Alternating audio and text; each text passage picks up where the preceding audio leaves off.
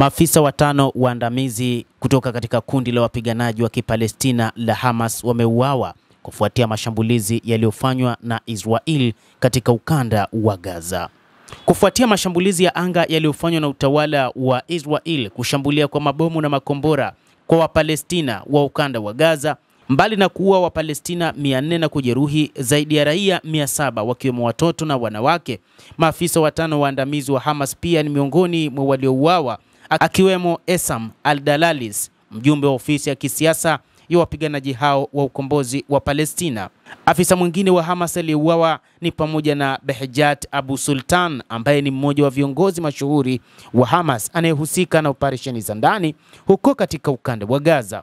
Abu Sultan aliwahi kushika nyadhifa kadhaa muhimu katika wizara ya mambo ya ndani na idara za intelijensia za serikali ya Hamas huko katika ukanda wa Gaza. Ahmed Omar Al-Khati, maarufu kwa jina la Abu Omar, ni miongoni mwa kiongozi watatu aliyeuawa siku ya Jumanne asubuhi kutokana na mashambulizi yaliyofanywa na Israel huko Gaza. Yeye aliwahi kuwa mkurugenzi mkuu wa wizara ya sheria ya serikali ya Hamas katika ukanda wa Gaza na anajulikana katika mchango mkubwa aliotoa katika kuimarisha mfumo wa sheria za Kiislamu huko Gaza, ambapo mwaka 2021 alichaguliwa kuwa mkuu wa chuo cha mafunzo ya polisi cha Rabat. Afisa wanne wa ngazi ya juu wa Hamas aliyeuawa katika mapigano ya siku ya Jumanne asubuhi ni Jenerali Mahmoud Abu Watfa, mkurugenzi mkuu wa wizara ya mambo ya ndani katika serikali ya Hamas huko katika ukanda wa Gaza. Kwa mujibu wa taarifa, Abu Watfa aliuawa pamoja na familia yake katika shambulio la anga lililolenga nyumba yake huko katika mji wa Gaza. Baada ya kuanza kutekelezwa usitishaji vita katika mazungumzo, mkazi mmoja wa Gaza, Abu Watfa, alisisitiza dhamira ya Hamas ya kujenga upya ukanda wa Gaza na akasema, tutajenga upya Gaza na kuifanya imara zaidi kuliko ilivyokuwa huko nyuma. Abu Ubaida Al-Jamaz ni mwanachama mwingine na kiongozi mwandamizi wa Hamas aliyeuawa katika mashambulizi yaliyofanywa na Israel. Yeye aliwahi kuwa mkuu wa idara ya uongozi kusini mwa ukanda wa Gaza. Kwa mujibu wa habari na duru kutoka Palestina, kuuawa kwa maafisa hao waandamizi watano wa Hamas kumethibitishwa pia na uongozi wa Hamas, lakini pia imetolewa pia katika machapisho mbalimbali na vyombo mbalimbali vya habari vikieleza jinsi viongozi hao walivyokufa kupitia mashambulizi yaliyofanywa na jeshi la Israel IDF.